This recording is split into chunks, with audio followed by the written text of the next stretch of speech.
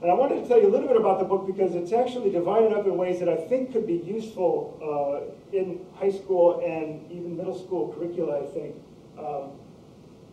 It's designed to be used by teachers. It's not just for scholars. One of the frustrations that I've had as a scholar of literature is that scholars of literature all seem to write just for other scholars of literature. And that's one of the things that I think keeps literature kind of dry. So in writing this book, I tried to branch out. I wanted to broaden possible audiences. I wrote to scholars to get them to think about rivers where they hadn't been, and write to people who think about rivers or care about rivers, who live near a river, who have crossed a river or something like that, to see literature as something that might be useful in broadening their experience of a particular river. So I'm shooting for a diverse audience here, and to bring out the meanings of different rivers, I organized this according to the ways in which the writer experienced the flow of the water. And there were 6 basic ways that I came up with. You can overlook a river from, like we can, right down here at the point. You can look out from quite a distance on the Ohio River, and it looks beautiful, but you're removed from it. Next, I thought about being by the river, where you're getting closer to it, sometimes even standing in it, fishing it, something like that. You can also go up a river. Doesn't happen very often, but that's going against the flow, whereas the first 2 have something to do with kind of stasis and just hanging out, either away or close to a river. You can also go up a river, but then you can go down a river, and that's completely different than going up a river. You can cross a river, and that's what I'm going to talk about today, which is entirely a different thing altogether. And then in the case of Thoreau, he goes up and down the same rivers, and that adds to greater reflection and greater complexity. I'm not going to get into that one today, but I use these categories just to set things up. And I wanted to tell you briefly about these. In Overlooking the Rivers, I deal with Mark Twain and his book, Life on the Mississippi. Twain doesn't overlook rivers completely, but one of the things that he brings up in his book is the ways in which people who know rivers intimately can still overlook them and miss some of the meanings. And he finds out that when he was a kid, overlooking the Mississippi outside his home in Hannibal, he thought he knew the river. Then when he became a steamboat pilot, he realized he didn't know anything about the river, and when he was a kid. But what he finds out in becoming a steamboat pilot is he has lost some of what he calls the romance of the river. So what he seems to propose is that we are invariably going to overlook a river. We can't get it all, unless we try to figure out some way of dealing with this kind of complex nature of a river.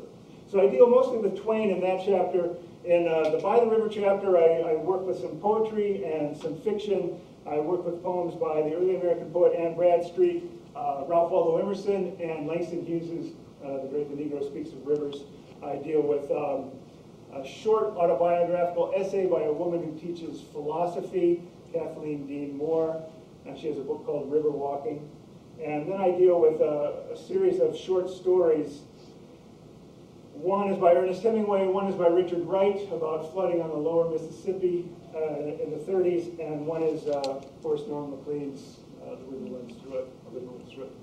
And I use these things to think about how being by the river differs from overlooking the river. Then I go up the river. That's Apocalypse Now in the upper corner, which is a reworking of the Heart of Darkness, thank you, by Joseph Conrad, which I don't spend a whole lot of time on, but I do deal with Apocalypse Now, and think of it as, in some ways, a recovering of an early American story. One of the ways, the major way of exploring America when the Europeans were first coming was to go up a river. And it has all of the same elements that Apocalypse Now and Heart of Darkness have in it. And there I spent a lot of time thinking about John Smith, and John Smith found a couple things up the river, one of which was Pocahontas, and leads to one of the great American myths of cross-cultural relationships, let's say.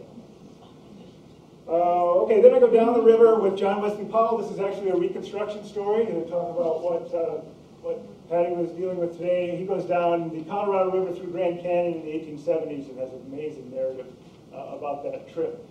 Down the river, when you think about up the river, I imagine you think that that's a slog, and by golly, it is. I mean, it just gets narrower and narrower and narrower. You get more and more rapids. Usually it gets darker up there because the trees overgrow. So it's very slow. It's an arduous process to go up the river, and that's kind of like the discovery, so-called, of America, too, a very arduous process. Down the river, different kinds of exploration, different ideas of the truth, and an entirely different kind of movement. You are going fast, especially down the Colorado River at times. You're going super fast. You never know what's around the bend. You're dealing with what Powell continually calls the unknown, but it's a different kind of unknown for him in this Reconstruction era work. Crossing the river, what I'm going to talk about today, I'm going to deal mostly with Washington, but I also write about one of the most famous crosses of the Ohio River, Eliza, an escaping slave, Eliza Harris, crossing the Ohio River near Ripley, Ohio.